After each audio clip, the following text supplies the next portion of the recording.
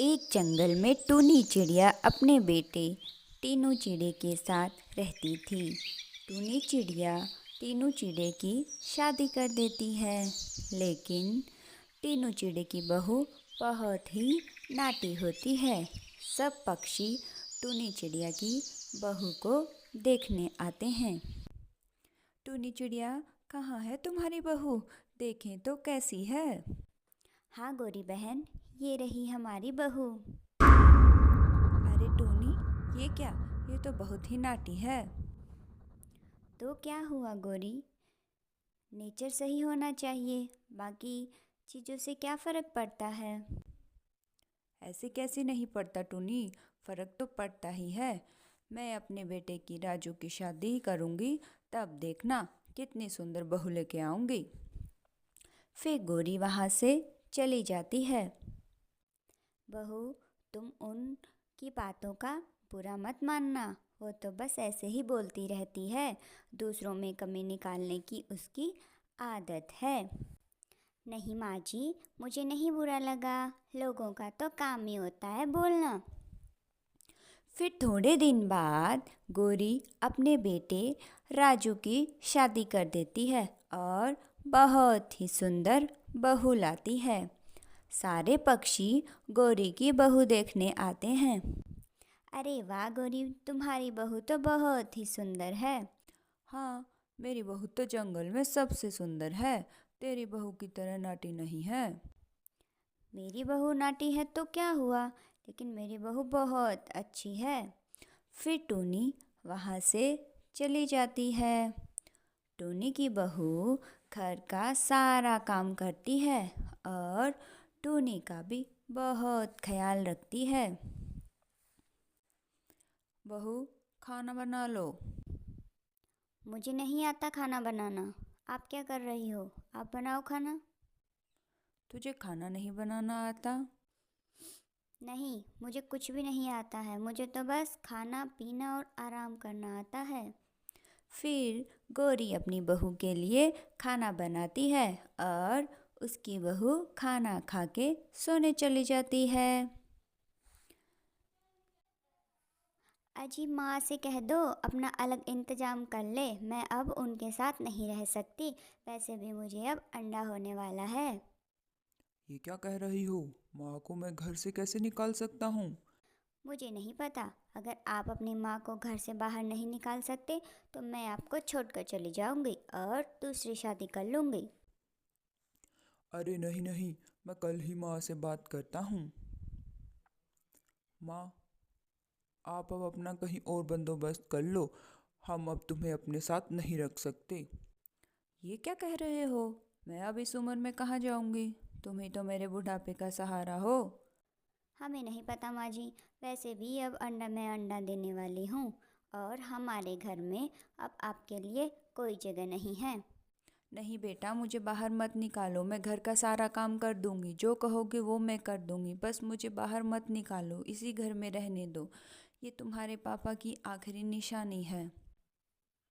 हमें नहीं पता, हमें ना तो काम की ज़रूरत है ना कोई और, हम अपना खुद देख लेंगे। अब यहाँ से जाती हो कि धक्के मार के बाहर निकालो। फिर गोरी वहाँ से नदी पार चली जाती है। अब मैं कहाँ जाऊँगी इस उम्र में, इससे अच्छा है कि मैं मर जाऊँ। फिर गोरी नदी में कूदने ही वाली होती है कि वहाँ पर टूनी आ जाती है। अरे गोरी बहन, ये क्या कर रही हो? मर रही हूँ चिड़िया, और क्या कर रही हूँ?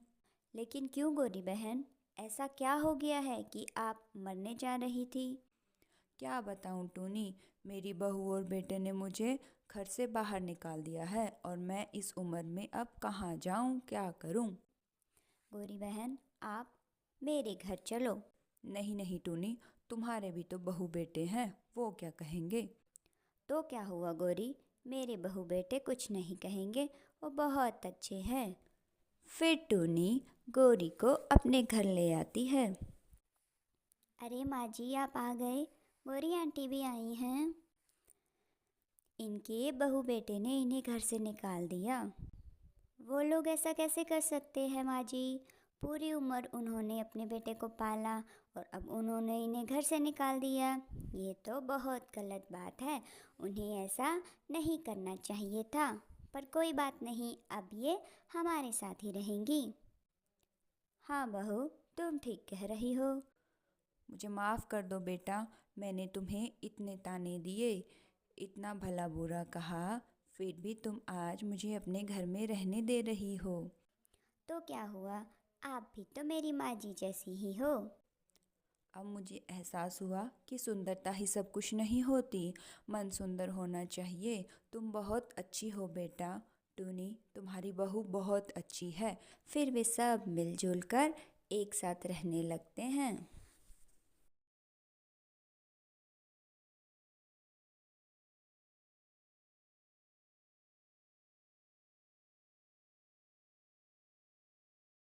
बहुत समय पहले की बात है। एक चंदन वन था। चंदन वन में बहुत सारे जानवर रहा करते थे। उसी वन में टोनी चिड़िया ने भी अपना घोंसला बना रखा था, जहाँ पर वह अपने पति मीनू चिड़े के साथ रहती थी। चंदन वन के सभी जानवर बहुत ही नेक और दयालु थे। वो सब आपस में मिलजुल कर रहते थे। एक दिन चंदन वन में पिंकू नाम का शरारती कौवा आ जाता है और पिंकू हर दिन कोई न कोई नई शरारत करता ही रहता था और जंगल के सारे जानवर पिंकू से परेशान हो गए थे। जैसा उसका रंग काला, वैसा ही उसका दिमाग भी काला था। जिस पेड़ पर टोनी चिड़िया रहती थी, उसी पेड़ पर पिंकू कौवा भी अपना घोंसला बना लेता है। और जब रोज की तरह टोनी चिड़िया अपने पति मीनू चिड़े के साथ मिलकर दाना लेने के लिए जाती है, तभी पीछे से पिंकू कौवा टोनी चिड़िया का घोंसला जमीन पे गिरा देता है।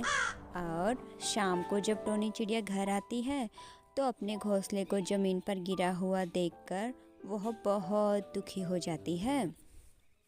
हमारा घोंसला जमीन पे कैसे गिर गया मीनू? ये जरूर उस पिंकू कौवे का काम होगा। पिंकू, तुमने हमारा घोंसला ज़मीन पर क्यों गिराया है? नहीं, मैंने नहीं गिराया। तो फिर हमारा घोंसला नीचे कैसे गिर गया? टोनी चिड़िया, मैंने तुम्हारा घोंसला नहीं गिराया है, मैं तो खुद घूमने गया हुआ था, अभी आया हूँ। ठीक है। इतना कहकर टोनी और उसका पति मीनू चिड़ा दूसरे पेड़ पर अपने लिए बहुत ही सुंदर और मजबूत घोंसला बना लेते हैं। और कुछ दिनों बाद बारिश का मौसम शुरू हो जाता है और एक रात को सारे जानवर और पशु पक्षी सो रहे होते हैं। तभी बहुत तेज बारिश होने लग जाती है और बहुत तेज हवाएं चलती है। उस रात बहुत सारे कमज़ोर पेड़ टूटकर गिर जाते हैं और जिस पेड़ पर पिंकू रह रहा था, वो पेड़ भी गिर जाता है और पिंकू भी ज़मीन पर गिर जाता है। तेज़ बारिश और हवाओं के कारण पिंकू को बहुत चोटें आती हैं और पिंकू बेहोश हो जाता है। सुबह तक बारिश रुक जाती है और मौसम भी नॉर्मल हो जाता है। तभी टोनी चिड़िया अपने पति मीनू चिड़े के साथ दाना चुगने के लिए जाती है। रास्ते में उन्हें पिंकू दिखाई देता है। अरे ये तो पिंकू है, चलो चल के देखते हैं। अरे ये तो बेहोश पड़ा हुआ है और इसके शरीर पे बहुत सारी चोटें आई हुई हैं। हमें इसकी मदद करनी चाहिए। हाँ, आप ठीक कह रहे हो। फिर मीनू चिड़ा उड़ता हुआ डॉक्टर हाथी के पास जाता है और उन्हें बुलाकर लाता है। डॉक्टर साहब जल्दी चलिए, पिंकू कौवे को बहुत सारी चोटें आई हैं और वो बेहोश पड़ा हुआ है। हाँ हाँ, चलो चलो। फिर डॉक्टर हाथी आकर पिंकू कौवे का इलाज करते हैं और कुछ मेडिसिन भी देते हैं। ये मेडिसिन पिंकू को दे देना, ठीक हो जाएगा। ठीक है डॉक्टर साहब, आपका बहुत बहुत शुक्रिया। ये तो मेरा काम है। डॉक्टर हाथी, क्या आप हमारी एक और हेल्प कर सकते हो? प्लीज़ आप पिंकू कौवे को हमारे घर तक ड्रॉप कर दीजिए। ठीक है टोनी, क्यों नहीं। और फिर डॉक्टर हाथी पिंकू को उनके घर छोड़ देते हैं। अब टोनी और उसका पति मिलकर पिंकू कौवे के खाने का और रहने का इंतजाम करते हैं। थोड़ी देर बाद पिंकू कौवे को होश आता है। उसके सामने टोनी चिड़िया बैठी हुई होती है। अरे पिंकू कौवे, तुम्हें होश आ गया है?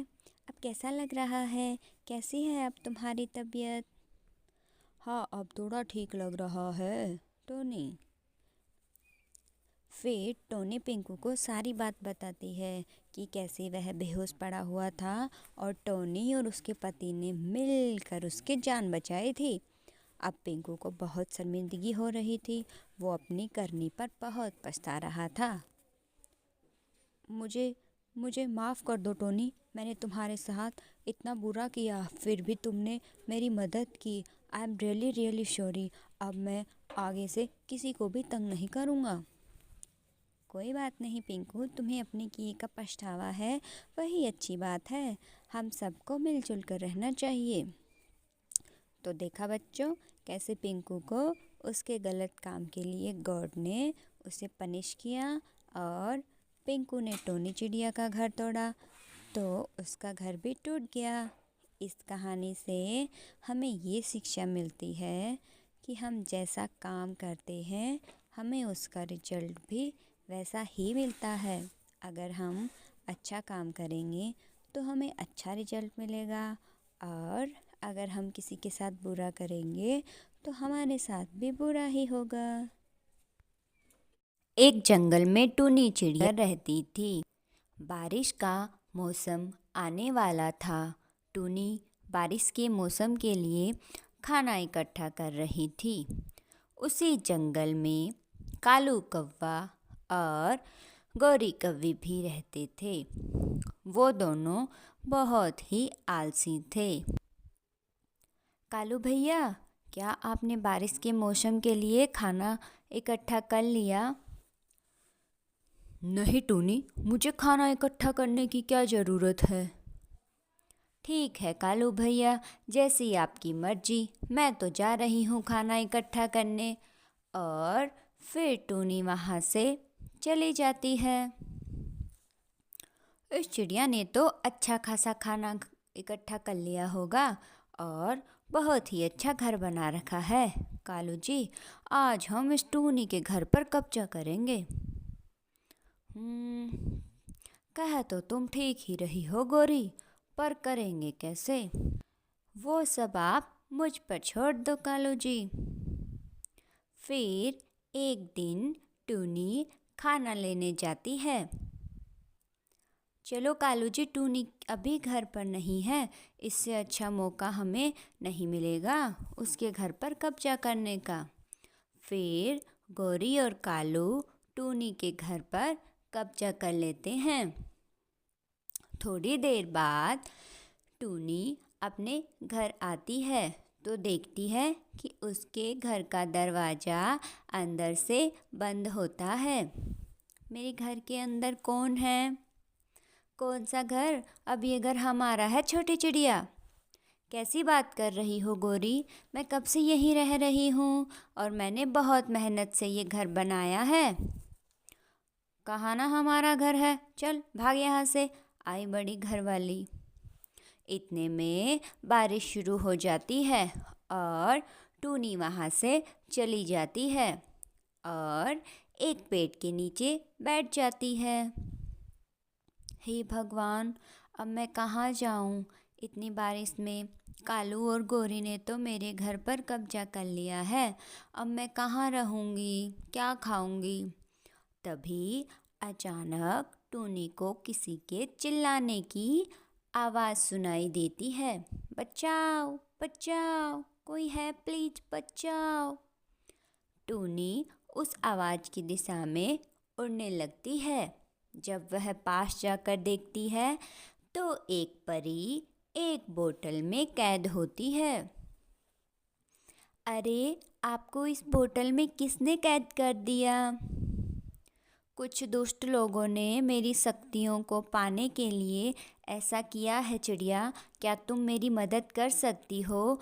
तुम बस इस बोतल का ढक्कन खोल दो। हाँ हाँ परी जी, ज़रूर मैं आपकी मदद करूँगी। और फिर टूनी परी को वहाँ से बाहर निकाल देती है। चिड़िया, तुम्हारा बहुत बहुत शुक्रिया, अब मेरी सारी शक्तियाँ वापस लौट आई हैं। शुक्रिया कैसा, मुश्किल में तो सबकी मदद करनी चाहिए। तुम बहुत ही अच्छी हो चिड़िया। क्या हुआ चिड़िया, तुम उदास लग रही हो? मेरे घर पर कालू कौवे और उसकी बीवी ने कब्जा कर लिया है और अब मेरे पास रहने का कोई घर नहीं है। इतनी सी बात, मैं तुम्हारे लिए नया घर बना दूंगी। फिर परी अपने जादू से चिड़िया के लिए एक बहुत ही सुंदर घर बना देती है और ढेर सारा खाना भी देती है। और फिर परी वहाँ से चली जाती है। वाव, ये घर तो बहुत ही सुंदर है और कितना सारा खाना भी रखा हुआ है। अब तो पूरे बारिश के मौसम में मुझे बाहर नहीं जाना पड़ेगा। और फिर बहुत ज़ोर से बारिश होने लग जाती है, बहुत तेज हवाएं भी चलती है। और जिस घर पर कालू कौवे ने कब्जा किया था, वह पेड़ तेज हवाओं के कारण टूट जाता है और कालू का घर भी टूट जाता है। गोरी और कालू दोनों जमीन पर गिर जाते हैं। कालू जी, अब क्या करें, ये घर तो टूट गया है। इतनी तेज बारिश में हम अब कहाँ जाएंगे? गोरी, हमें किसी से मदद लेनी होगी। चलो यहाँ से, नहीं तो इतनी तेज बारिश में हम मर जाएंगे। हाँ कालू जी, आप सही कह रहे हो, जल्दी चलो। फिर गोरी और कालू वहाँ से चले जाते हैं। थोड़ी दूर जाने के बाद उन्हें एक बहुत ही सुंदर घर दिखाई देता है और फिर वो दोनों उस घर पर जाते हैं। कोई है, प्लीज़ दरवाज़ा खोलो, हमारी मदद करो। ओह, तो तुम दोनों आए हो? मेरे घर पर तो कब्जा कर लिया, अब यहाँ क्यों आए हो? वह घर बारिश की वजह से टूट गया है टूनी, प्लीज़ हमारी मदद कर दो। हमने तुम्हारे साथ बहुत बुरा किया है, लेकिन बहुत तेज़ बारिश हो रही है, हम इसमें कहाँ जाएंगे? तुम जो सज़ा दोगी वो हमें मंजूर होगी, बस इस बारिश के मौसम में हमारी मदद कर दो। ठीक है, आ जाओ अंदर। और टूनी उन दोनों को खाना भी देती है। गोरी और कालू को अपनी गलती का एहसास होता है। हमें माफ़ कर दो टूनी, हमने तुम्हारे साथ इतना बुरा किया और तुमने फिर भी हमारी मदद की और हमें खाना भी दिया। मुसीबत के टाइम में सबकी मदद करनी चाहिए। आपको अपनी गलती का एहसास है, बस यही बहुत बड़ी बात है।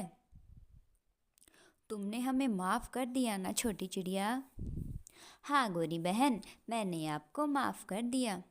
हम अब दोबारा कभी भी तुम्हें तंग नहीं करेंगे। वैसे छोटी चिड़िया, तुमने इतनी जल्दी ऐसा घर कैसे बना लिया है? ओह, वो मैंने ना एक परी की मदद की थी, तो उन्होंने मुझे ये सुंदर सा घर बना कर दिया है। तो प्यारे बच्चों, इससे हमें क्या सीख मिलती है कि हमें कभी भी किसी का बुरा नहीं करना चाहिए। अगर हम किसी का बुरा करेंगे तो हमारा भी बुरा ही होगा और मुसीबत में सबकी मदद करनी चाहिए। एक जंगल में टूनी चिड़िया रहती थी। वह खिलौने बेचकर अपना गुजारा करती थी। अजी बच्चे बहुत जिद कर रहे हैं, बच्चों के लिए खिलौने ला दीजिए। ठीक है चीनी, मैं टूनी चिड़िया की दुकान से खिलौने लेके आता हूँ। फिर कबूतर टूनी की दुकान पर जाता है। टूनी बहन, बच्चों के लिए कुछ खिलौने दे दो। ये लो कबूतर भैया। कितना पैसा हुआ टूनी? 200 रुपये हो गए हैं कबूतर भैया। फिर कबूतर टूनी को पैसे दे देता है और खिलौने लेकर घर चला जाता है। उसी जंगल में गोरी कौवी और कालू कौवा रहते थे। कालू जी, मैंने सुना है उस छोटी चिड़िया ने खिलौने की दुकान की है। हाँ गोरी, सुना तो मैंने भी है। और वह बहुत ज़्यादा पैसा कमा रही है और उसने अपना नया घर भी बना लिया है। वही तो कालू जी, हमें कुछ ना कुछ करना पड़ेगा, वरना वो छोटी चिड़िया जंगल में सबसे अमीर हो जाएगी और फिर हमसे कोई नहीं पूछेगा।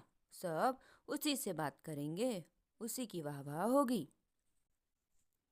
सही कह रही हो गोरी। हम आज रात को उस टूनी की दुकान ही तोड़ देंगे। ना रहेगा बांस तो ना बजेगी बांसुरी। वाह कालू जी, ये तो बहुत ही अच्छा आइडिया है। फिर गोरी और कालू रात होने का इंतजार करते हैं। इधर टूनी खाना खाकर सो जाती है और रात को कालू कौवा और गोरी कौवी आकर टूनी की दुकान तोड़ देते हैं। अगली सुबह जब टूनी दुकान पर जाती है तो देखती है उसकी खिलौने की दुकान टूट चुकी होती है। वह बहुत ज़्यादा दुखी हो जाती है और ज़ोर ज़ोर से रोने लगती है। उसके रोने की आवाज़ सुनकर जंगल के पक्षी इकट्ठा हो जाते हैं। क्या हुआ टूनी, तुम क्यों रो रही हो? भैया, किसी ने रात में मेरी दुकान तोड़ दी। मैं अब घर का खर्चा कैसे चलाऊंगी? बहुत बुरा हुआ टूनी, लेकिन तुम रो नहीं, रोने से क्या होगा। पर ये दुकान तोड़ी किसने है? मुझे तो उस कालू कौवे और उस गोरी पर शक हो रहा है। चलो फिर जाकर उनसे पूछ ही लेते हैं। नहीं नहीं, अगर हम उनसे ऐसे पूछेंगे तो वो हमें थोड़ी ना बताएंगे कि वो दुकान उन्होंने तोड़ी है। हाँ टूनी, तुम सही कह रही हो। हमें कोई ना कोई तरकीब सोचनी होगी। हाँ कबूतर भैया, मेरे पास एक तरकीब है। हाँ तो टूनी बहन, बताओ क्या तरकीब है, क्या करना है? फिर टूनी उन दोनों को तरकीब बताती है। ठीक है टूनी, कल हम ऐसा ही करेंगे। फिर अगले दिन कबूतर और तोता कालू कौवे के घर के पास जाकर आपस में बात करते हैं। कबूतर, टूनी की तो अब किस्मत ही बदल गई है। वो कैसे? अरे टूनी की दुकान कल रात को किसी ने तोड़ दी है और उस दुकान के नीचे बहुत सारा सोना निकला है। अब तो टूनी माला माल हो गई है। वाह भाई, अब तो टूनी जंगल में सबसे ज्यादा अमीर हो जाएगी। अब तो सब उसी से बातें करेंगे। फिर इतना कहकर तोता और कबूतर वहाँ से चले जाते हैं। इधर गोरी कौवी और कालू कौवा ये सब बातें सुन रहे थे। अजी ये क्या हुआ? हमने उस छोटी चिड़िया की खिलौने की दुकान तोड़ी और उसे तो सोना ही मिल गया है। वह तो अब और ज्यादा अमीर हो गई है गोरी। हाँ कालू जी, आज रात को हम उस टूनी का सोना भी चुरा लेंगे। उस छोटी चिड़िया को मैं अमीर नहीं बनने दूंगी। ठीक है गोरी। इधर तोता कबूतर और टूनी छिपकर उनका इंतजार करते हैं। तभी कालू कौवा और गोरी कौवी सोना चुराने आ जाते हैं। ओह, तो तुम दोनों ने मेरी दुकान तोड़ी है? ये क्या कह रही हो छोटी चिड़िया? हम क्यों तुम्हारी दुकान तोड़ेंगे? छोटी छुट क्यों बोल रही हो? फिर टूनी, तोता और कबूतर कालू और गोरी को बहुत ज़्यादा मारते हैं। तो प्यारे बच्चों, इससे हमें क्या सीख मिलती है कि हमें किसी का बुरा नहीं करना चाहिए।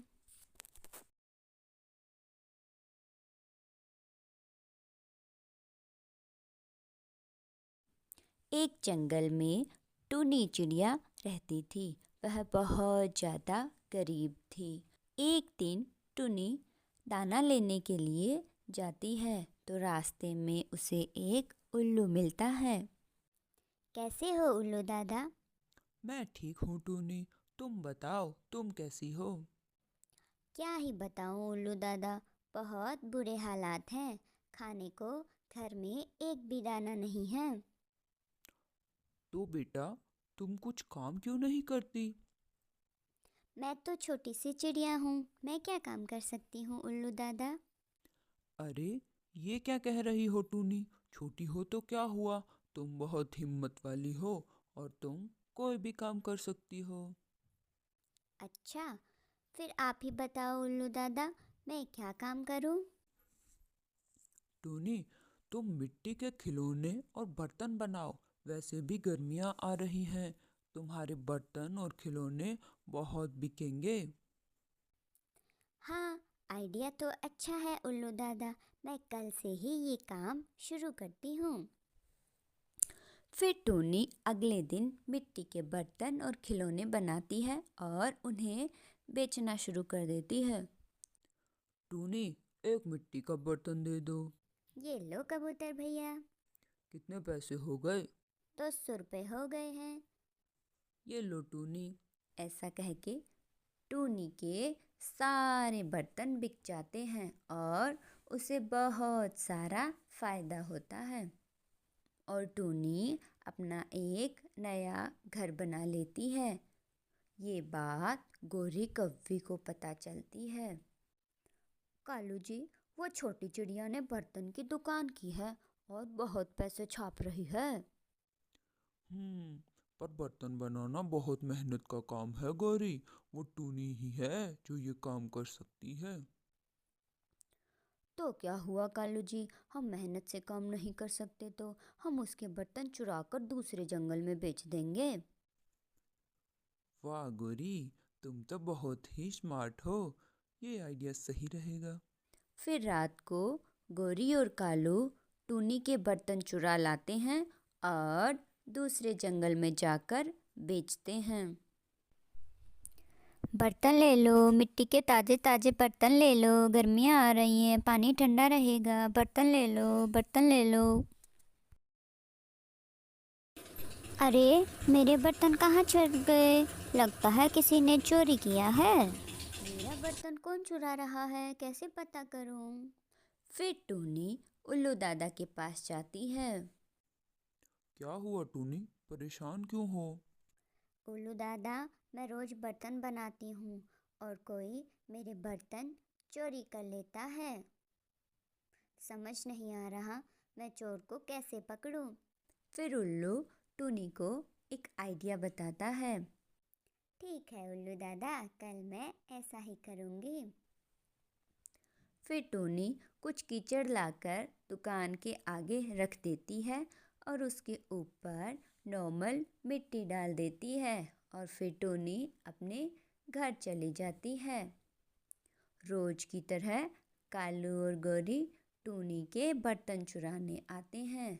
जैसे ही वो दोनों बैठते हैं कीचड़ में फंस जाते हैं और बहुत कोशिश करते हैं पर निकल नहीं पाते। थोड़ी देर बाद टूनी और उल्लू दादा आकर उन्हें पकड़ लेते हैं। तुम दोनों को शर्म नहीं आती चोरी करते हुए? हमें माफ़ कर दो टूनी, अब हम ऐसा नहीं करेंगे। तुम हर बार ऐसा ही कहते हो, लेकिन तुम कभी सुधर नहीं सकते। नहीं उल्लू दादा, हम पक्का अब ऐसा कुछ नहीं करेंगे। हमें माफ़ कर दो। नहीं, तुम्हें इस बार माफ़ी नहीं बल्कि सज़ा मिलेगी। ए छोटी चिड़िया, हम यहाँ माफ़ी मांग रहे हैं और तू इतने भाव खा रही है, क्या कर लेगी तू? हमें यहाँ से बाहर निकलने दे, फिर मैं बताती हूँ तुझे आई बड़ी। अरे गोरी, तुम पागल हो रही हो क्या? चुप रहो, मैं बात कर रहा हूँ ना। टोनी, तुम पुलिस को कॉल करो, ये गोरी कुछ ज़्यादा ही बन रही है। इस बार पुलिस के डंडे पड़ेंगे तो ये सुधरेगी। अरे नहीं नहीं उल्लू दादा, मैं तो बस ऐसे ही कह रही थी। आप जो कहोगे मैं करूँगी, बस हमें यहाँ से बाहर निकाल दो और पुलिस को कॉल मत करो। हाँ ठीक है, लेकिन तुम्हें हर रोज मुझे मिट्टी लाकर देनी होगी। हाँ हाँ, हमें मंजूर है। जो तुम कहो हमें सब मंजूर है, बस हमें यहाँ से निकाल दो। फिर वो उनको बाहर निकाल देते हैं। तो प्यारे बच्चों, हमें कभी भी चोरी नहीं करनी चाहिए और मेहनत करके खाना चाहिए। एक जंगल में टूनी चिड़िया और मीनू चिड़िया दो बहनें रहती थी। टूनी चिड़िया घर का सारा काम करती थी और बहुत मेहनत करती। वहीं मीनू चिड़िया बहुत आलसी थी। वह कोई काम ना करती थी, दिन भर पड़ी रहती और खाती रहती। ऐसा कब तक चलेगा मीनू? तुम पूरा दिन घर पर ही रहती हो। कब तक ऐसे चलता रहेगा? चलो आज हम खाना लेने साथ चलते हैं। नहीं नहीं टूनी, मुझसे नहीं होता ये काम वाम। तुम ही जाओ और तुम ही खाना लेके आओ। मैं कितने दिन तुम्हारे लिए खाना लाकर दूंगी मीनू? इतना तो मैं खाती भी नहीं हूँ टूनी चिड़िया, जितना तुम कह रही हो। और जो तुम लाती हो उसमें से आधे से ज़्यादा तो तुम खुद खा लेती हो और मुझे ही ताने मार रही हो। अरे मीनू चिड़िया, इसमें सुनाने वाली क्या बात है? कल को तुम्हारी शादी होगी तो तुम्हें काम तो करना पड़ेगा ना। तू उसकी टेंशन मत ले, वो सब मैं अपने आप देख लूँगी। तू अपने काम से काम रख। मैं तेरे भले के लिए कह रही हूँ मीनू, तू क्यों गुस्सा करती है इतना? गुस्सा ना करूँ तो क्या करूँ? हर वक्त ताने मारती रहती है मुझे। कब तक सुनूँ मैं ताने? अच्छा ठीक है बाबा, जो तुझे करना है कर। मुझे क्या पता, जब कभी दिक्कत आएगी तब तुझे मेरी बात याद आएगी। इतने में एक उल्लू वहाँ पर मीनू के लिए रिश्ता लेकर आता है। अरे उल्लू जी, आपका यहाँ कैसे आना हुआ? अरे टूनी, मैं मीनू चिड़िया के लिए रिश्ता लाया हूँ। हाँ भाई, देख लो, ये है मीनू। अरे वाह, ये तो बहुत ही सुंदर है। मुझे तो ये बहुत पसंद है मम्मा। ठीक है बेटा, तुझे अगर पसंद है तो मुझे कोई ऐतराज नहीं है। वैसे मीनू चिड़िया, तुम खाना तो बना लेती हो ना? हाँ हाँ, मैं बहुत अच्छा खाना बनाती हूँ। मीनू उनसे झूठ बोल देती है। फिर टूनी मुन्नी की शादी करा देती है और मुन्नी अपने ससुराल चली जाती है। अगले दिन मुन्नी की सास मुन्नी को उठाती है। मुन्नी, अरे ओ मुन्नी, उठ जा भाई, कब तक सोती रहेगी? सुबह के 7 बज रहे हैं। अरे माँ जी, मेरी बहुत ज़्यादा तबीयत खराब हो रखी है, वरना मैं तो 4 बजे ही उठ जाती हूँ।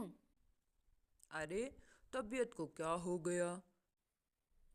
मेरे सर में बहुत तेज़ दर्द हो रहा है।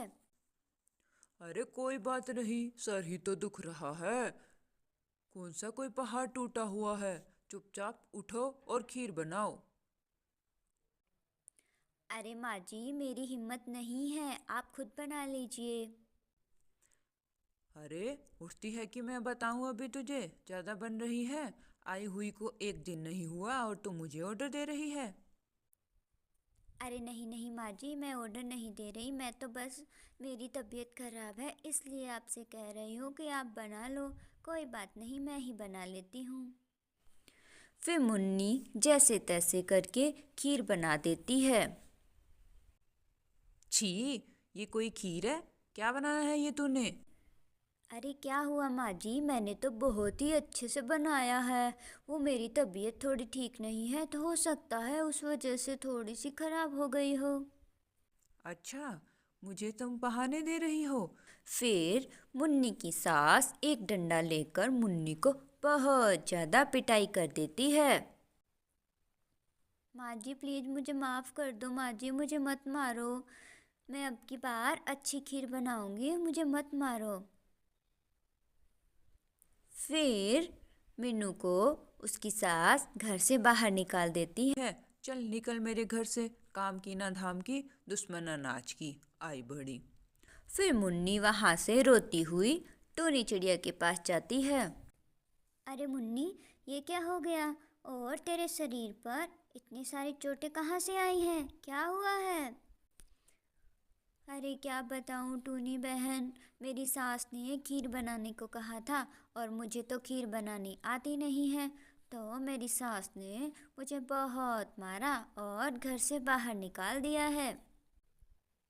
अरे, एक खीर नहीं बनाने पर तेरी सास ने तुझे इतना मारा? चल चल पहले डॉक्टर के पास चल। फिर टूनी मुन्नी को लेके डॉक्टर के पास चली जाती है और कुछ दवाइयाँ लेकर आ जाती है। 2-3 दिन बाद मुन्नी की तबीयत बिल्कुल ठीक हो जाती है और वो टूनी के काम में हाथ बटाना शुरू कर देती है और खाना बनाना भी सीख लेती है। धीरे धीरे घर के सारे काम सीख लेती है। टूनी, मुझे माफ़ कर दो। जब तुम मुझे काम करने का कहती थी तो मैं तुम्हें बहुत सुनाती थी। अरे मीनू, इसीलिए तो मैं तुझे कहती थी, क्योंकि मैं तो तेरी बहन हूँ, सुन लूँगी। लेकिन ससुराल वाले ऐसा नहीं सुनते। अब अगर तुझे काम आता तो तेरे ससुराल से तेरी सास तुझे कभी नहीं निकालती। हाँ टूनी, तुम सही कह रही हो, लेकिन एक खीर ना बनाने पर उस बुढ़िया ने मुझे घर से निकाल दिया। अब मैं वहाँ पर कभी नहीं जाऊँगी। हाँ हाँ मुन्नी चिड़िया, वहाँ पे तो अब मैं भी तुम्हें कभी नहीं भेजूंगी। फिर वो दोनों बहनें खुशी खुशी एक साथ रहने लगती हैं। एक जंगल में टूनी चिड़िया रहती थी। वह जंगल बहुत ही सुंदर था। उसी जंगल में बहुत से जानवर और पशु पक्षी खुशी खुशी रहते थे। एक दिन जंगल में बहुत ज़ोर से आग लग जाती है और सारे जानवर इधर से उधर भागने लगते हैं। अरे भागो, जल्दी करो, जंगल में बहुत ज़ोर से आग लग गई है। ये क्या कह रहे हो? मैं तो अभी इधर से आया हूँ, इधर तो कोई भी आग नहीं है। तभी उनको पीछे से आग की लपटें दिखाई देती है और वो बहुत ज़ोर से भागने लगते हैं। लेकिन टूनी चिड़िया भागती नहीं है। वह एक नदी पर जाती है और अपनी चोंच में पानी भर कर लाती है और आग में डालने लगती है। ऐसा देखकर कौवा उस पर हंसने लगता है और कहता है, टूनी, तुम ये क्या कर रही हो? इतना बड़ा जंगल है, इतनी जोरों की आग लगी हुई है, तुम अकेली इतने से पानी से ये आग कैसे बुझाओगी? तभी गोरी कवि कहती है, ए चिड़िया, तू इस पानी से क्या कर लेगी? चल भाग लेते हैं यहाँ से। ये जंगल तो वैसे भी जलने वाला है, तू भी जल जाएगी। नहीं, ये जंगल मेरा घर है, मैं इसे छोड़कर कहीं भी नहीं जाऊंगी। मैं जब तक जिंदा हूँ आग बुझाती रहूँगी। तुम लोगों को जो बोलना है बोलते रहो। तभी सभी पशु पक्षियों और जानवरों को एहसास होता है कि वो कितना गलत कर रहे हैं। अरे कालू जी, टूनी सही कह रही है, क्यों ना हम सब मिलकर पानी डालें। अगर हम सब मिलकर पानी डालेंगे तो आग बुझ जाएगी। ठीक है गौरी। फिर जंगल के सारे जानवर नदी से पानी लाते हैं और आग में डालना शुरू कर देते हैं। धीरे धीरे आग बुझ जाती है और थोड़े दिन बाद जंगल पुनः हरा भरा हो जाता है और सब खुशी खुशी रहने लगते हैं। तो प्यारे बच्चों, मुसीबत के समय में कभी भी हिम्मत नहीं हारनी चाहिए। हरे घास के मैदान में भेड़ों का एक झुंड घास चर रहा था। एक छोटा मेमना भी वहाँ घास चर रहा था। शाम ढलने लगी तो भेड़ें वापस लौटने लगी, लेकिन छोटा मेमना लालच के कारण वहीं रुक गया। उसने सोचा कि अब मैं इतना बड़ा हो गया हूँ कि अकेले घर जा सकता हूँ। सारी भेड़ें लौट गई, पर अकेला मेमना वहीं मज़े से घास चरता रहा। तभी वहाँ से एक भेड़िया गुजरा और उसकी नज़र मेमने पर पड़ गई। लालच के कारण उसके मन में पानी आ गया और वह तेज़ी से चलकर मेमने के पास पहुँच गया। जब मेमने ने भेड़िए को अपने पास देखा तो डर गया। उसने भेड़ों के साथ वापस न लौटने की गलती का एहसास हुआ और वह किसी तरह भेड़िए के चंगुल से बाहर निकलने का उपाय सोचने लगा। तभी भेड़िया अपने मुंह पर जीभ फिराते हुए बोला, आज मैं तुम्हें खाकर दावत करूँगा। मेमना बहुत ही नम्रता से बोला, भेड़िए जी, मुझे इस बात की खुशी है कि मैं आपकी भूख मिटाऊंगा, लेकिन मैंने अभी अभी ढेर सारी घास खाई है। मेरे पेट में घास भरी हुई है। हो सकता है आपको उसका स्वाद अच्छा ना लगे। ऐसा करता हूँ, मैं थोड़ा नाच लेता हूँ, इससे मेरी घास भी पच जाएगी, फिर आप मुझे खा लेना। भेड़िए को मेमने की बात जम गई और मेमना नाचने लगा। भेड़िया चुपचाप खड़ा उसका नाच देखने लगा। तब मेमने ने कहा, बिना संगीत के नाचने में मज़ा नहीं आ रहा है। क्यों ना मेरे गले में बंदी घंटी आप उतार लें और बजाएं। घंटी की सुरीली धुन पर नाचने में बड़ा मज़ा आएगा। मेमने की बात सुनकर भेड़िए ने उसके गले से घंटी उतार ली और बजाने लगा। मेमना मज़े से नाचने लगा। घंटी की आवाज़ जंगल में गूंजने लगी। आवाज़ जब मेमने के मालिक तक पहुंची तो उसने जंगली कुत्ते मेमने को खोजने के लिए छोड़ दिए और खुद भी उनके पीछे पीछे चल पड़ा। घंटी की आवाज़ का पीछे करते करते जंगली कुत्ते कुछ ही देर में भेड़िए और मेमने के पास पहुंच गए। भेड़िए ने जब जंगली कुत्तों को देखा तो डर कर भाग गया। मेमना अपने मालिक के पास लौट गया। सूझबूझ से उसने अपनी जान बचा ली। तो प्यारे बच्चों, इस बात से क्या शिक्षा मिलती है कि समस्या चाहे जितनी भी बड़ी क्यों ना हो, हमें घबराना नहीं चाहिए। सूझबूझ से काम लेना चाहिए। सूझबूझ से हम किसी भी समस्या से सामना कर सकते हैं। हेलो दोस्तों, आज हम कहानी सुनेंगे एक हाथी और एक चींटी की। एक बार की बात है, एक घना जंगल था जिसमें एक घमंडी हाथी रहता था। वह जंगल के किसी भी जानवर को कुछ भी नहीं समझता था और जंगल के सारे जानवरों को तंग करता रहता था और उसकी ताकत की वजह से कोई भी उसका कुछ नहीं कर पा रहा था। मैं हूँ हाथी, मुझे देख के दुनिया डर जाती। भालू, गैंडा या हो शेर, मेरे सामने किसी की न चल पाती। ताकतवर और शक्तिशाली, मैं हूँ हाथी। तोते, क्या कर रहे हो? तुम्हें दिखता नहीं कौन आया है? मैं इस जंगल का सबसे ताकतवर जानवर हूँ। झुककर मुझे सलाम करो। नहीं, मैं नहीं मानता, मैं तो सलाम करूं। अच्छा, तो मैं तुम्हें अभी अपनी ताकत दिखाता हूँ। तोते ने फिर भी हाथी को सलाम नहीं किया। हाथी ने अपनी ताकत दिखाने के लिए पूरा पेड़ जड़ से उखाड़कर फेंक दिया और तोता वहां से उड़कर चला गया। अब पता चला मैं कौन हूँ। हा हा हा हा हा। उसके बाद हाथी आगे बढ़ा और हर रोज की तरह नदी किनारे पानी पीने चला गया। नदी किनारे एक छोटी सी गुफा थी जिसमें बहुत सारी चींटियां रहती थी। वो हर रोज की तरह अपना खाना इकट्ठा कर रही थी और अन्य जानवरों की तरह हाथी उन्हें भी तंग करता था।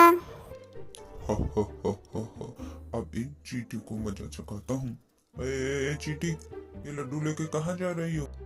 हाथी भाई, बारिश का मौसम आने वाला है, इसलिए हम सब लोग उसके लिए हमारी गुफा में खाना इकट्ठा कर रहे हैं। और हमें बहुत सारा खाना इकट्ठा करना है। तभी हाथी अपनी सूंड में पानी भर कर चींटियों की गुफा में फेंक देता है। सारी चींटियां भीग जाती हैं और उनका सारा खाना पानी में बह जाता है। हाथी जोर जोर से हंसने लगा और चींटियां गुस्से से लाल हो गई थी। उन्होंने अपने मन में हाथी को सबक सिखाने की ठान ली। ए हाथी, आज हम तुम्हें बताएंगे कि हम क्या कर सकते हैं। तुम इतनी पिद्दी सी, तुम क्या कर सकती हो? मैं अभी तुम सबको अपने पैर के नीचे कुचल दूंगा। और जैसे ही हाथी ने अपना पैर चींटियों को कुचलने के लिए उठाया, सारी चींटियां दूसरे पैर से हाथी के शरीर पर चढ़ गई। कुछ चींटियां कान में घुस गई और कुछ चींटियां सूंड में घुस गई। तभी हाथी बहुत डर गया। ए चींटी, तुम क्या कर रही हो? नीचे उतरो। चींटियां हाथी को जोर जोर से काटने लगती है। हाथी को बहुत दर्द होता है और दर्द के मारे हाथी जोर जोर से रोने लगता है। हाथी के चीखने चिल्लाने और रोने की आवाज़ सुनकर जंगल के सारे जानवर इकट्ठे हो जाते हैं। हाथी दर्द से चिल्ला रहा होता है, लेकिन फिर भी चींटियां उसे काटती रहती हैं। हाथी और जोर से रोने लगता है। मुझे छोड़ दो, मुझे माफ कर दो। मैं आज के बाद किसी भी जानवर को तंग नहीं करूंगा। मैं तुम्हारे सामने हाथ जोड़ता हूँ, प्लीज मुझे छोड़ दो। और हाथी को सबक सिखाने के बाद सारी चींटियां बाहर आ जाती हैं। चींटियों से सबक सीखने के बाद हाथी ने कभी भी किसी भी जानवर को तंग नहीं किया। तो दोस्तों, इस कहानी से हमें ये सीख मिलती है कि हमें अपनी ताकत का इस्तेमाल किसी को डराने या धमकाने में नहीं, बल्कि अच्छे काम में करना चाहिए। एक समय की बात है, एक जंगल था जिसमें एक शेर और चूहा रहते थे। शेर शिकार करके आराम से एक पेड़ के नीचे सो रहा था। तभी वहाँ से एक चूहा निकला। उसने शेर को गहरी नींद में सोया हुआ देखा, तो चूहा जाके शेर के ऊपर फुदकने लगा। तभी अचानक शेर की आँख खुल गई। उसने देखा तो वहाँ कोई नहीं था। शेर फिर से गहरी नींद में सो गया। जब चूहे ने देखा कि शेर फिर से सो गया, तो चूहा फिर से आया और शेर के ऊपर फुदकने लग गया। इस बार शेर ने उसे पंजे से जकड़ लिया और चूहा डर गया। चूहा कहने लगा, हे महाराज, आप मुझे मत खाइए। जब कभी आपको ज़रूरत पड़ेगी, मैं आपकी मदद करूँगा। शेर बोला, तुम इतने छोटे, तुम मेरी क्या मदद करोगे? लेकिन फिर भी मेरा शिकार से पेट फुल है, तो मैं आज तुम्हें नहीं खाऊंगा। शेर ने चूहे को छोड़ दिया। कुछ दिनों बाद जब शेर जंगल में घूम रहा था, तभी शिकारियों ने आगे शेर के लिए जाल बिछाया और शेर चलता चलता उस जाल में फंस गया और शिकारी गांव चले गए पिंजरा लेने के लिए। तभी शेर जोर जोर से चीखने चिल्लाने लगा। तभी एक चूहे ने उसी चूहे ने वो आवाज़ सुनी, वहाँ पे गया। उसने देखा कि शेर एक जाल में फंसा हुआ है। तभी चूहा शेर की पूंछ पकड़ के ऊपर चढ़ा और उसने पूरा जाल कुतर दिया और शेर बाहर आ गया। जब शिकारी पिंजरा लेकर लौटे तो उन्होंने देखा कि शेर तो बाहर खड़ा है। तो शेर ने जोर से दहाड़ लगाई तो शिकारी वहाँ से भाग गए। मोरल ऑफ द स्टोरी, हमें कभी भी किसी को भी छोटा नहीं समझना चाहिए। हेलो दोस्तों, आज हम कहानी सुनेंगे एक प्यासे कौवे की। एक बार की बात है, एक जंगल था जिसमें एक कौवा रहता था। गर्मियों का टाइम था, बहुत ज़्यादा गर्मी पड़ रही थी, तो सारे पेड़ पौधे सूख गए थे, तालाब नदियाँ सब सूख गए थे और कौवे को बहुत ज़ोर से प्यास लगी हुई थी। तो कौवा पानी की तलाश में इधर से उधर से इधर भटक रहा था, लेकिन कौवे को कहीं भी पानी नहीं मिल रहा था। फिर कौवे को एक कुआं दिखाई दिया जैसे ही कौवा कुएं के पास पहुंचा तो उसने देखा कुआं तो सूखा पड़ा है, उसमें पानी नहीं है।